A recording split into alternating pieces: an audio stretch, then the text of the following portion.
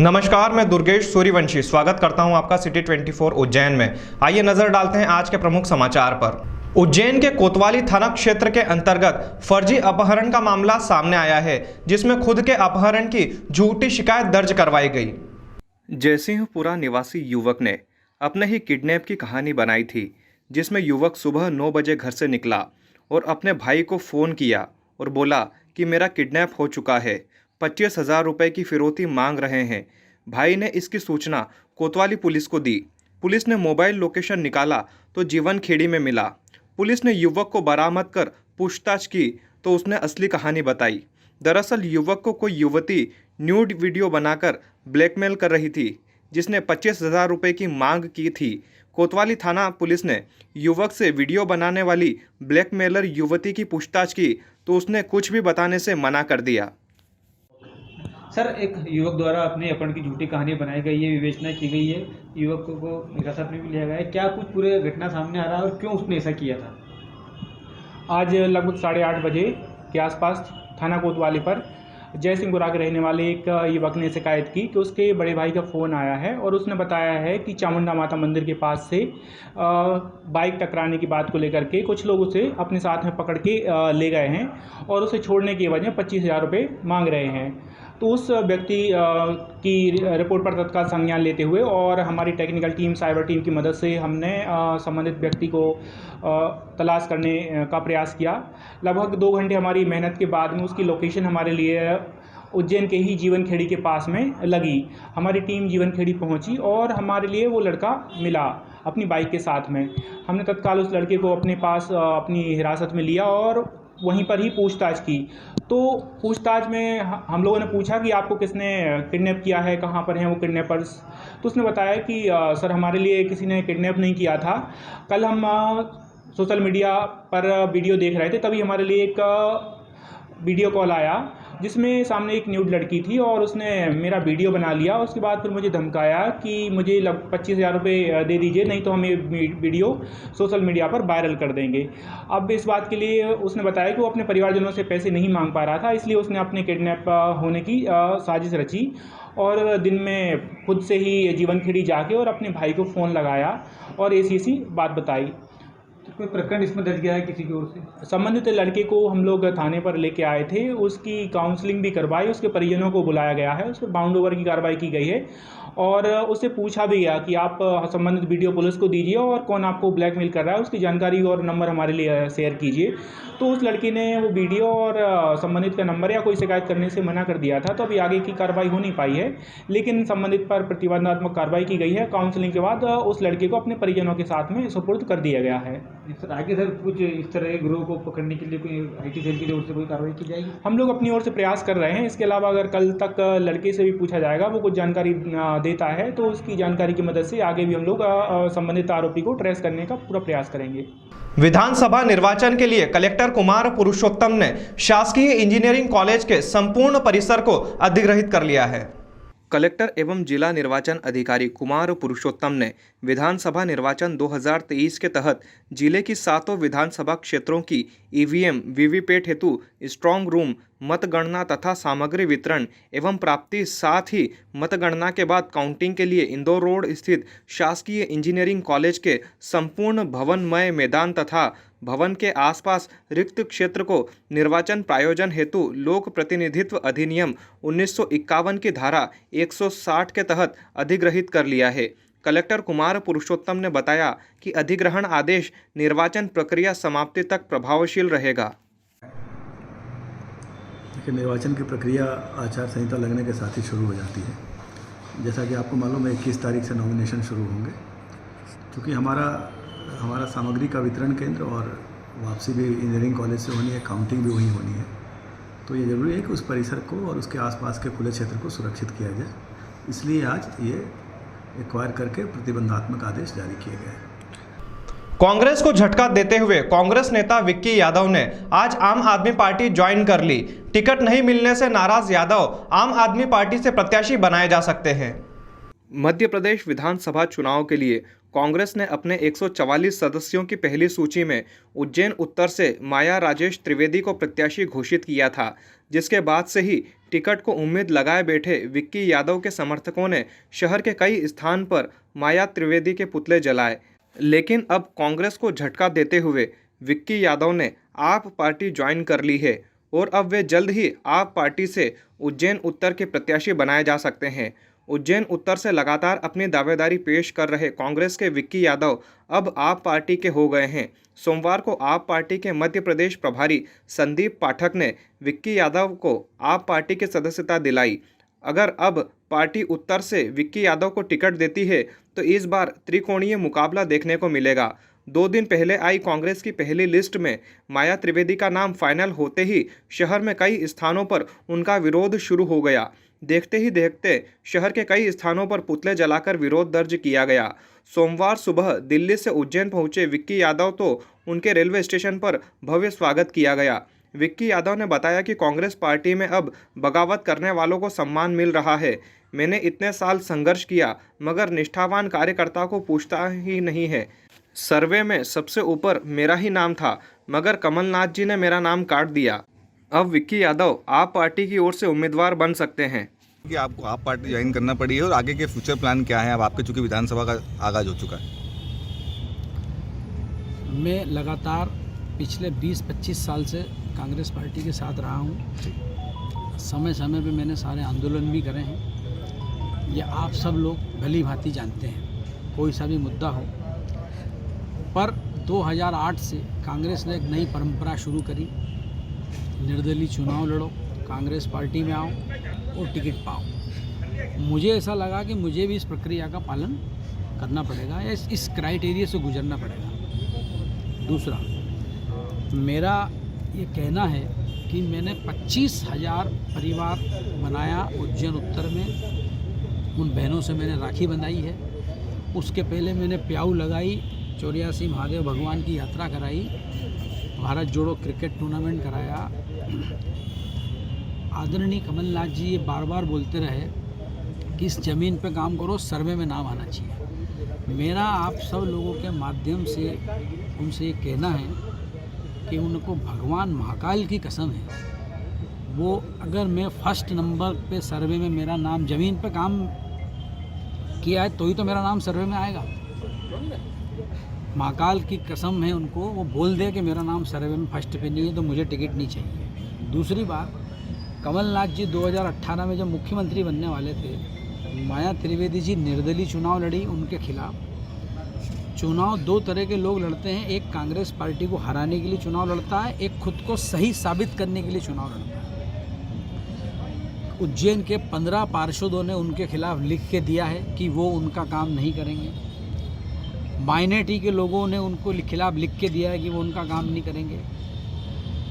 और सबसे महत्वपूर्ण बात, अभी एक सम्मेलन में एट्रोसिटी एक्ट ख़त्म होने की जो बात हुई थी उस पर उन्होंने सहमति व्यक्त करी है। ये सारी चीज़ें के बाद में भी, और एक और इम्पोर्टेंट बात कि नरेंद्र मोदी जी से बहुत प्रभावित हैं वो, उनको देश का प्रधानमंत्री बनाने के लिए लगातार पूजा पाठ कराती हैं। और राजेश त्रिवेदी जी का ये समाचार पत्रों में सीधा सीधा लिखा हुआ है। ये मैं प्रमाण के आदरणीय कमलनाथ जी को भी दिया, दिग्विजय सिंह को भी दिया। इन सब चीज़ों के बावजूद हमने पार्टी से यही निवेदन किया था कि जिन्होंने पार्टी के साथ गद्दारी करी है, ऐसे लोगों को आप क्या संदेश दे रहे हो कि ऐसे तो हर व्यक्ति निर्दलीय चुनाव लड़ेगा। उसे हमने जब पार्टी को अवगत कराया, वो सुनने को कोई तैयार नहीं है। हाईकमान हमारे सर्वे में मेरा नाम हैगा, ये मुझे सर्वे भी चेक करा दे। मैंने कहा ना, महाकाल की कसम खा के वो बता दे कि मेरा नाम फर्स्ट नंबर पर नहीं है, ज़मीन पर काम मैंने किया है। इन सब चीज़ों से मैं आहत हूँ। इस कारण से मैंने, और जब मुझे लगा कि आम आदमी पार्टी वाकई में राष्ट्रीय हित की बात करती है। और दूसरी एक और बात मैं बता देना चाहता हूँ, उत्तर प्रदेश, मध्य प्रदेश, उत्तर प्रदेश, गुजरात, पश्चिम बंगाल, बिहार, ये एक दिन में नहीं बने। 10,000 20,000 विवेक यादव की हत्याएं की गई, तब जाके वहाँ से हमारी पार्टी का सफाया हुआ है, कांग्रेस पार्टी का। मेरा एक ही कसूर था, ज़मीन पे मैं बहुत मजबूत था, तरक्की की फसल में भी काट लेता, थोड़े से तलवे अगर मैं भी चाट लेता। और ये सारी चीज़ें आप देख लीजिए, ज़मीन पे मैंने कितना काम किया। आज मैं वार्ड में घूमा हूँ, मुझे लेने रेलवे स्टेशन पे 1000 लोग आए, उनका स्वागत करने 70 लोग गए थे कांग्रेस ऑफिस में। ये सारी चीज़ें हैं। एक बात और मैं आपको बता दूं कि साजिशों के फेर में फनकार दब के रह गया, गद्दार तमगे ले गए, हकदार दब के रह गए। आप चुनाव लड़ रहे हैं? बिल्कुल मैं चुनाव लड़ रहा हूँ। इन मुद्दों को लेकर आप जनता के बीच जाएंगे? उज्जैन में यातायात को लेके दोनों पार्टी के पास कोई प्लान नहीं। सबसे ज़्यादा ट्रैफिक की समस्या वर्तमान में उज्जैन के लोगों के साथ में है। इसके लिए अंडर ब्रिज बनाने की सख्त ज़रूरत है। एक उज्जैन में एक भी रोज़गार नहीं है। इसके लिए मैंने 10,000 लोगों को मैं स्वरोजगार से जोड़ूंगा। इसकी मैंने कार्य योजना बना के रखी हुई है। तीसरी, उज्जैन में हमारे मेडिकल कॉलेज की बातें हुई है। मैं उज्जैन उत्तर में जगह बता दूं, सारा विकास अगर दक्षिण में होना है तो उज्जैन उत्तर का विधायक किस लिए है बताइए। आपके दक्षिण उज्जैन उत्तर का विकास करना जरूरी नहीं है। और जितने लोगों का तोड़ीकरण हुआ है, जो चौड़ीकरण हुआ है, आदरणीय भारतीय जनता पार्टी के लोगों को भी और जिला प्रशासन को भी मैं कहना चाहता हूं, जैसे ये टेरिस पे जहाँ हम बैठे हैं, जिन लोगों को मुआवजा नहीं दिया उनको FAR जो देने की बात होती, उस FAR को फ्रीगंज में बेचने की बात करें, जिससे कि उनको 4-4, 5-5 लाख रुपए मिलेंगे और उनको मुआवजा मिल पाएगा। ये सब विजन से काम करने के लिए होते हैं। इस हिसाब से मैं यहाँ पे उज्जैन में काम करूँगा। मध्य प्रदेश पुलिस के डीजीपी सुधीर सक्सेना अपनी पत्नी के साथ बाबा महाकालेश्वर के मंदिर में पहुंचे एवं महाकालेश्वर भगवान की आरती में शामिल हुए। उज्जैन के विश्व प्रसिद्ध महाकालेश्वर मंदिर में जहां एक और लाखों श्रद्धालु प्रतिदिन बाबा महाकाल के दर्शन करने के लिए पहुंच रहे हैं, वहीं बड़ी संख्या में VIP भी आ रहे हैं। ऐसा ही नज़ारा मंगलवार सुबह भस्म आरती में देखने को मिला। यहां प्रदेश के डीजीपी सुधीर सक्सेना सपत्नीक पहुंचे। उनके साथ उज्जैन रेंज के IG संतोष कुमार सिंह भी मौजूद रहे। डीजीपी करीब 2 घंटे महाकाल मंदिर में रहे। इस दौरान उन्होंने नंदी हॉल में बैठकर पूरी भस्म आरती देखी। वे यहां शिव आराधना में लीन दिखाई दिए। इसके बाद वे गर्भगृह की चौखट पर पहुंचे और पूजन आरती कर माथा टेका।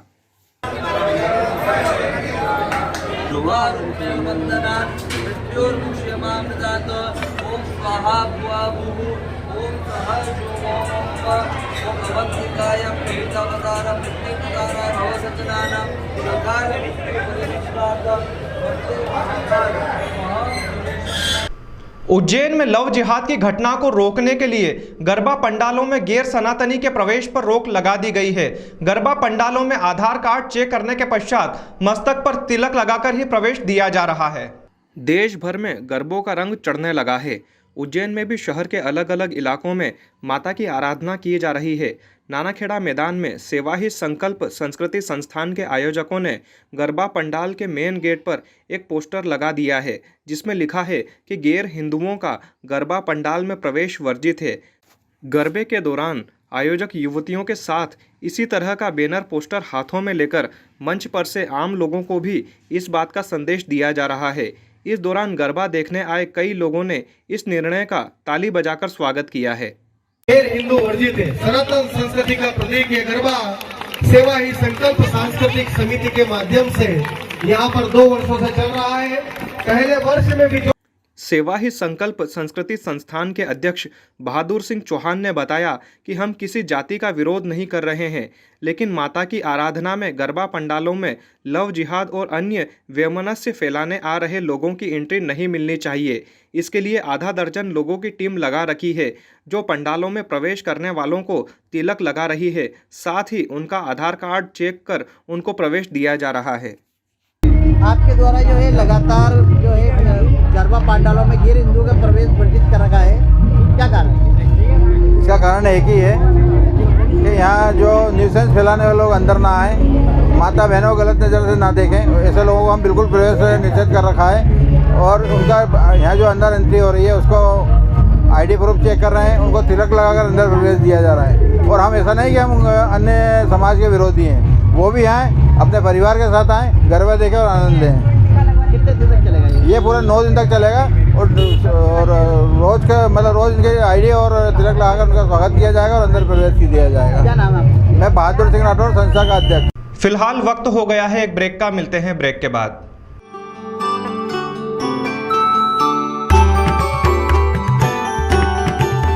प्रतिदिन डोसा के साथ आइसक्रीम या चॉकलेट फ्री।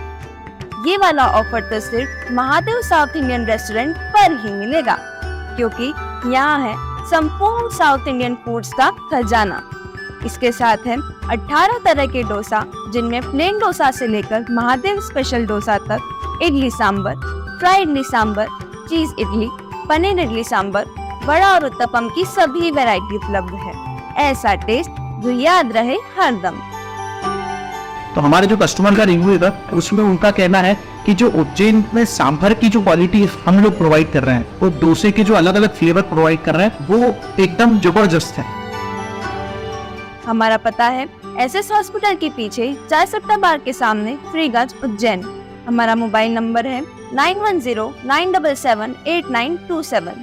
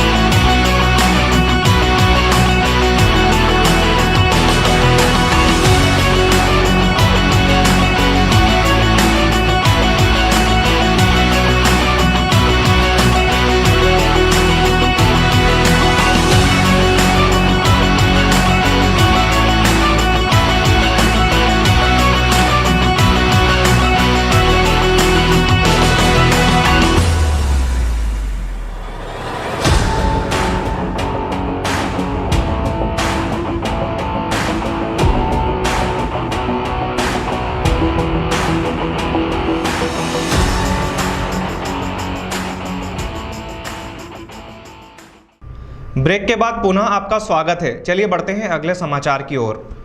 आज फ्रीगंज क्षेत्र में घर के बाहर खड़ी कार में अचानक आग लग गई। आग लगने के कारण कार पूरी तरह से जलकर खाक हो गई।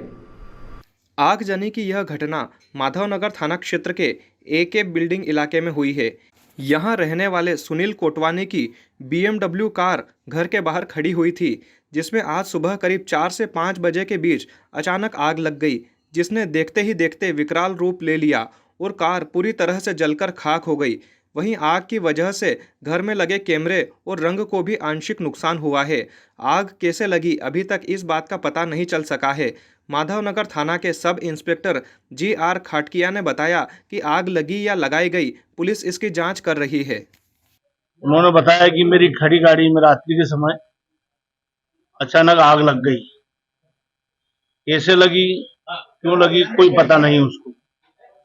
थाना माधवनगर पर अंगार क्रमांक 9 दर्ज कर जांच में लिया गया। नुकसान लाखों रुपए का बताया। गाड़ी थी MP09 CT 0222 BMW। आसरा वृद्ध आश्रम में बुजुर्गों से उनके पूर्वजों का तर्पण कराया गया। साथ ही शनिश्चरी अमावस्या के अवसर पर भंडारे का आयोजन भी किया गया। उज्जैन के तपोभूमि क्षेत्र में आसरा वृद्ध आश्रम का संचालन किया जाता है, जिसमें कई बुजुर्ग महिला पुरुष निवास करते हैं। इन बुजुर्गों को किन्हीं पारिवारिक कारणों के चलते इस आश्रम में रहना पड़ रहा है। संचालन करने वाली टीम इनके स्वास्थ्य, भोजन और तीज त्योहार पर प्रबंध करती है। धार्मिक मामलों में भी इनका सहयोग कर धार्मिक आयोजन विधि विधान से कराए जाते हैं। मीरा माधव सेवा समिति से जुड़कर संस्था द्वारा सर्वपितृ शनिश्चरी अमावस्या पर बुजुर्गों से तर्पण करवाया गया।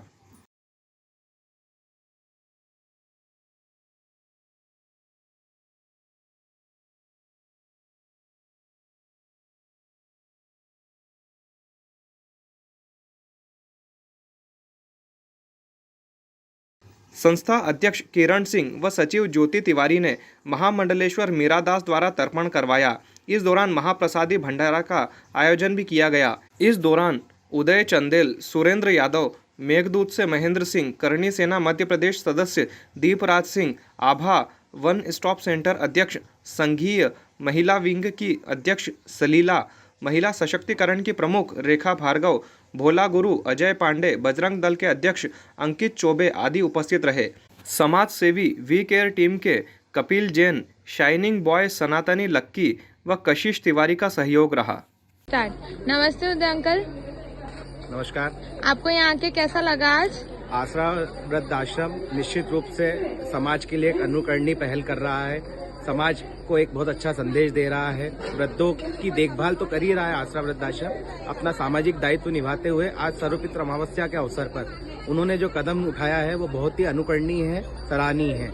आज आसरा वृद्धाश्रम ने जो ऐसे लोगों के लिए मोक्ष के लिए तर्पण का काम करा है, जो जिनका समाज में कोई देखरेख नहीं कर पाता था, या ऐसे वृद्धों की या जीव जंतुओं की के लिए तर्पण का काम करा सर्वपितृ अमावस्या पे, जो बहुत ही अनुकरणीय है, सराहनीय है, प्रशंसनीय है। Thank you so much uncle. आप हमारे साथ ऐसे ही बने रहेंगे, मैं उम्मीद करती हूँ। जी जी जी, सदैव जीवन भर। Thank you so much. धन्यवाद। नमस्ते अंकल। नमस्ते। सुरेंद्र अंकल, आपको यहाँ पे आके कैसा लगा? मेरे को बहुत अच्छा लगा। बाबा महाकाल की कृपा से आज सरात का आखिरी दिन था और आज सारा वृद्धा आश्रम में मेरे को आके बहुत अच्छा लगा। यहाँ पे भजन भी चल रहा है। मैंने सब माताओं को देखा, माताओं ने भी बड़ी खुश थी, बड़े आनंद में थी। यहाँ वृद्धा आश्रम बहुत बड़े अच्छे से चल रहा है बाबा महाकाल की कृपा से, और सबको यहाँ की ताज़ी हवा, शुद्ध वातावरण सभी बहुत बढ़िया बाबा महाकाल की कृपा से उनको मिलेगा और मिल रहा है। आज भी बहुत बढ़िया कार्यक्रम रखा है यहाँ पे। पारिवारिक माहौल दिखा आपको? पूरा पारिवारिक माहौल है। ऐसा लगा कि अपने परिवार के साथ ही सब लोग रह रहे हैं और जितने भी लोग यहाँ के सेवा कर रहे हैं, संभाल रहे हैं, ऐसा लग रहा है कि सब अपने परिवार वालों के साथ ही रह रहे हैं। जी, थैंक यू सो मच। उम्मीद करती हूँ आप आते रहेंगे। ओके, राधे राधे। राधे राधे। नमस्कार आंटी, आपको यहाँ आकर कैसा लगा? बहुत अच्छा लगा और दीदी जो काम कर रही है उसके लिए इतना खुश है, अभिभूत हूँ मैं कि इतनी मेहनत और इतनी लगन से सब लोगों की सेवा करना ये बहुत बड़ा काम है। आप हमेशा लगी रहती है और हमें बहुत खुशी होती है और हम भी चाहते हैं कि आपकी भी कुछ हम भी मदद कर पाए। दीदी से थोड़ा सा भी अगर कुछ हम कर पाए तो हम धन्य समझेंगे। Thank you so much. आपको यहाँ का माहौल कैसा लगा आंटी? बहुत अच्छा माहौल है यहाँ, पारिवारिक माहौल है। दीदी सबको बिल्कुल अपने सबों से भी ज़्यादा रखती है और इतनी अच्छी सेवा कर रही है, ये देख के हमें बहुत अच्छा लगा।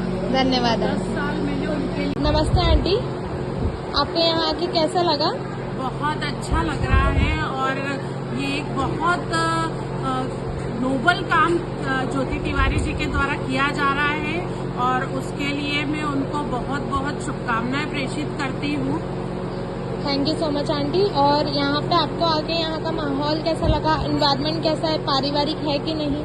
बहुत अच्छा है, बहुत अच्छा एनवायरनमेंट है, बहुत पारिवारिक है। मेरी यहाँ पर वृद्धजनों से अभी मुलाकात भी हुई और मुझे मिलकर के बहुत अच्छा लगा है। वैसे तो ये क्षण किसी की जिंदगी में आए ना, लेकिन फिर भी ज्योति तिवारी जी के द्वारा जो ये उनको संभालने का कार्य किया जा रहा है, इसके लिए मैं उनको बहुत बहुत साधुवाद प्रेषित करती हूँ। Thank you so much. Ujjain में महाकाल वन की पुनः स्थापना के लिए 60,000 से अधिक बिल्व पत्र पौधे के निःशुल्क वितरण का संकल्प पूरा हो गया है। मंडी व्यापारी संघ और इसके पदाधिकारियों ने उज्जैन शहर में 60,111 बिल्व पत्र पौधा वितरण का संकल्प लिया था। इसके लिए उनकी पूरी टीम लगाई गई थी। पूरे सावन, भादो और अधिक मास में पूरे शहर में घर घर जाकर पौधों का वितरण किया गया। संकल्प पूरा होने पर सोमवार को अनाज तिलहन व्यापारी संघ ने चिमंजगंज मंडी परिसर स्थित गणेश मंदिर मैदान में बिल्व पत्र पौधों का अभिषेक पूजन किया। इस अवसर पर संघ अध्यक्ष गोविंद खंडेलवाल, अजय खंडेलवाल, राजू राठौड़, वरिष्ठ व्यापारी दिलीप गुप्त, अनिल शेखावत, मुकेश हरभजन का सहित सभी व्यापारी मौजूद रहे। संघ अध्यक्ष खंडेलवाल ने बिल्व पत्र पौधा वितरण संकल्प के समय अपनी चरण पादुका का त्याग कर दिया था। संकल्प की पूर्णता पर उनका सम्मान कर चरण पादुकाएं पहनाई गई। साथ ही पौधों के वितरण में सहयोग करने वाले कर्मचारियों और सहयोगियों का भी सम्मान किया गया।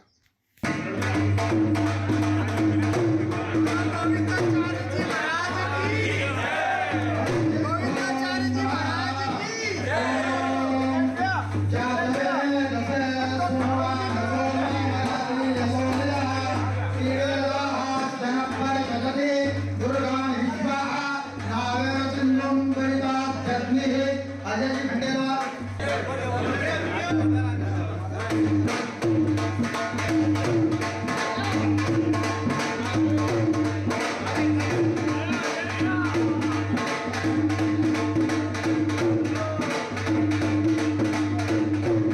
पूरी समिति सदस्य नहीं आने हमारे यार इस प्रकार से पौधा वितरण का लक्ष्य रखा था, किस प्रकार से पूरा अभियान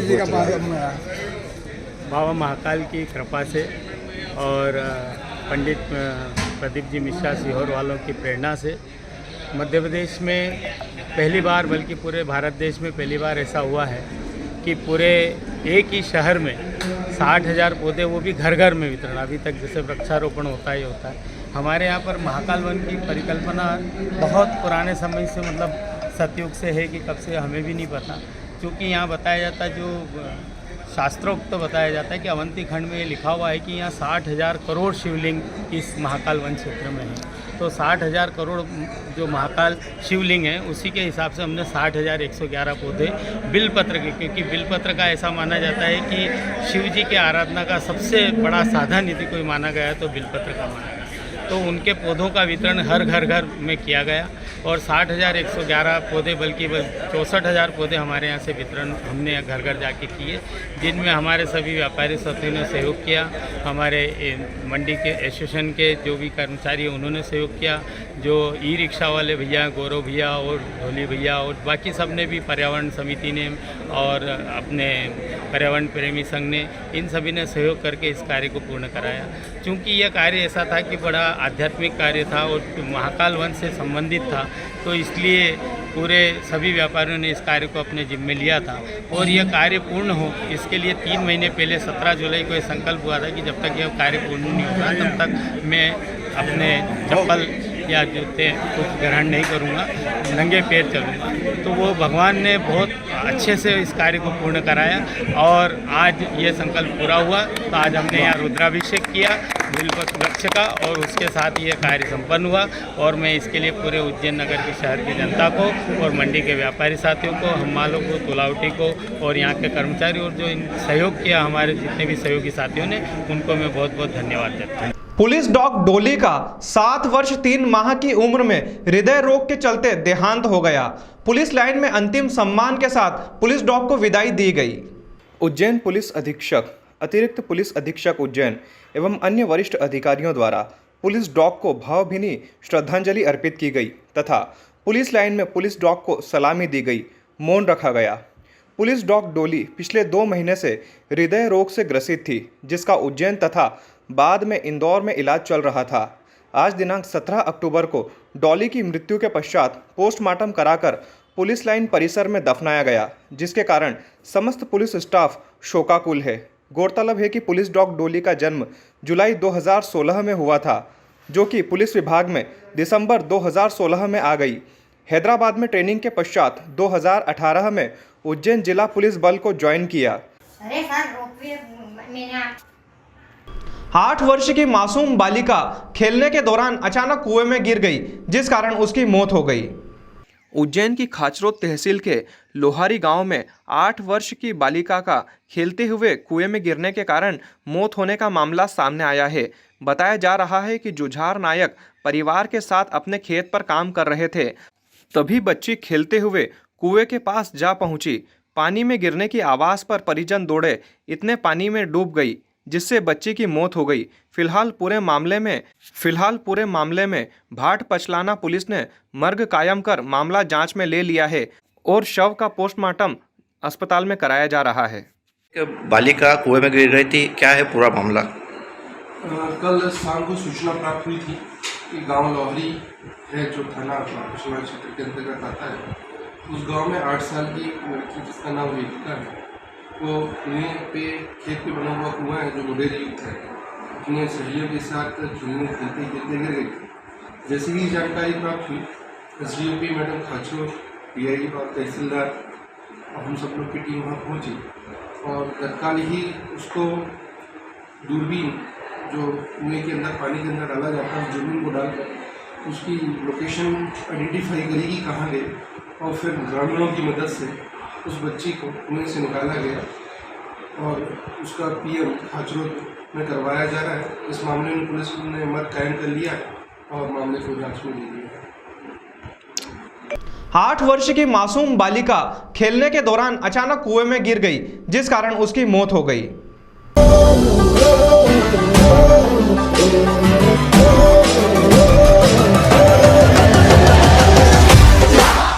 उज्जैन की शान डावरी पीठा का गरबा लाया है उपहारों का खजाना। प्रतिदिन गरबा खेलने वाली युवतियों को लकी ड्रॉ द्वारा टीवी, फ्रीज, वॉशिंग मशीन, सिलाई मशीन, साइकिल एवं मिक्सर जैसे अन्य 31 इनाम एवं 1000 के इनाम सभी नियमित गरबा खेलने वाली युवतियों को वितरित किए जाएंगे। आयोजक शेरू जायसवाल मित्र मंडल।